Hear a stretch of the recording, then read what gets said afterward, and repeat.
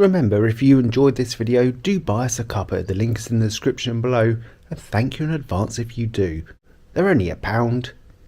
Now, as we know, spicy posts, memes and even songs will get your collar felt, even if you delete them afterwards, and we are more than aware of the double standards at play currently. But we're now at a point where even a screenshot of a tweet will get you nicked and see you in court. This is Greg Hadfield. He looks like a headmaster or a TV detective, but actually for his sins he's a socialist, and not even the national kind of socialist. He's been a journalist for over 20 years, but now he's off to court in November for sharing a screenshot on Twitter of someone else's tweet, and more importantly, a particular individual's reply. In the den of iniquity that is Brighton and Hove lives Ivor Caplin, who was an MP from 1997 to 2005. You know, that period of time when things really started to go downhill. He then had his own consultancy service and worked for a political lobbying group with allegedly dodgy connections regarding defence. He was also a part of the Haz Energy, which was after oil concessions in Iraq. If you can't see his links already and where this is going, give yourself an F-. He still had links and connections with the Labour Party and was a member of them until he was kicked out in May 2024. Now, when he wasn't campaigning for Labour and getting the preferred candidates in place, you know, the ones who support a certain state in the Middle East, he was very busy on Twitter. Busy talking to young men of a certain sway, regularly responding to graphic gay tweets and not exactly hiding what he would like to do. I'd show you an example, but you're probably eating and no one needs to see that. Now, Greg the journalist was busy asking Labour people in Brighton if they were aware of Ivor Caplin's questionable Twitter behaviour, and that surely the local MP, his good friend Peter Kyle, must have seen what he was replying to very young men. He screenshotted one of the posts, and a lady called Fiona, who also lives in Brighton and is very close to the MP and part of the Sussex Friends of Israel, complained to the police. And because the police were obviously having a quiet day, they went and paid Greg a visit. Not Ivor with his mucky replies, not the fella putting explicit tweets up, just the bloke who screenshotted it. The lady Fiona, who complained, is apparently good friends with Sussex police, but I'm sure that has no bearing on this at all.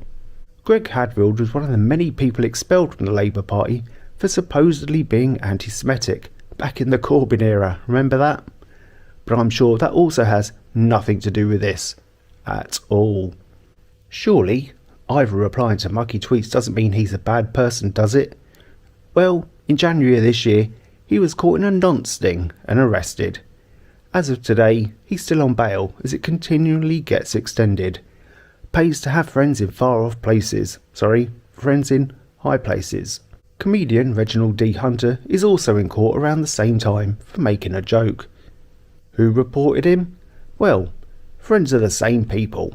I know these two aren't on our side as such, or indeed our side at all. However, given it's happening to lefties now, it's going to get worse.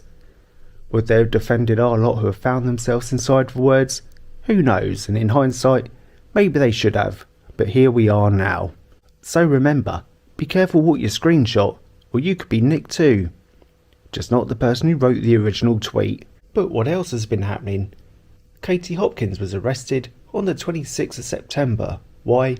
Because she referred to herself as a spaz during an Instagram live video. The remark was reported as offensive under the Communications Act 2003, even though she was referring to herself and no one else as a spaz. It's still under investigation. A man in his 40s from Salford, Greater Manchester, was visited by police and threatened with arrest after replying with a single lowercase n to a post about a local crime in an incident on Facebook. He had all his stuff taken away and was forced to delete his account. A man in Hampshire was arrested by local police on October the 10th for a social media post that reportedly caused anxiety to another individual. A father in Hertfordshire was arrested at his home by Hertfordshire police following a complaint from a local school about offensive comments he made in a private WhatsApp parents group regarding the school's hiring practices. The messages, which questioned diversity policies, were reported as causing distress under the Malicious Communications Act of 1988. And he was given a warning against further online commentary on educational matters. A 17-year-old boy from the West Midlands was arrested and questioned by West Midlands police after someone at school reported his TikTok video mocking viral climate protest as eco-terrorism. Officers came to the family home, seized his phone and detained him for 4 hours before issuing a formal caution and community referral order. A woman in Bristol using the pseudonym Lisa Shaw was arrested by Avon and Somerset police after posting a critical review of a local NHS clinic on Facebook, alleging negligence in her child's care. The clinic reported the post as defamatory and harassing. She was detained for 6 hours, her laptop confiscated and released under investigation, with orders to remove the content. Mark Thompson, a 52-year-old from Kent, was arrested by Kent police for a series of ex-posts questioning the legitimacy of recent government climate policies, including the meme labelling net zero targets as a scam. The posts were reported by environmental activists as stirring up public disorder. Officers conducted a search, held him for questioning on potential incitement and released him on bail with social media restrictions. A secondary school teacher in South London was arrested by the Met Police after a colleague reported his private Instagram story questioning mandatory diversity training as woke indoctrination. The post, visible to a small circle, was deemed to foster a hostile environment under equality laws. Officers detained him at school during lessons, seizing his phone in front of students, and held him for 5 hours before release under investigation. An elderly retiree in Norfolk was questioned and effectively arrested, with a formal caution, by Norfolk police after sharing a 2023 BBC article on X with the caption, "Finally, some truth on migration costs," which neighbours reported as xenophobic under malicious communications provisions. Officers arrived unannounced, reviewed his account history and issued restrictions on future shares. A nurse in Manchester was arrested by Greater Manchester Police, unsurprisingly, after a former colleague reported her WhatsApp status update criticising NHS vaccine mandates as experimental coercion. The message was flagged as potential misinformation causing workplace distress under the Online Safety Act.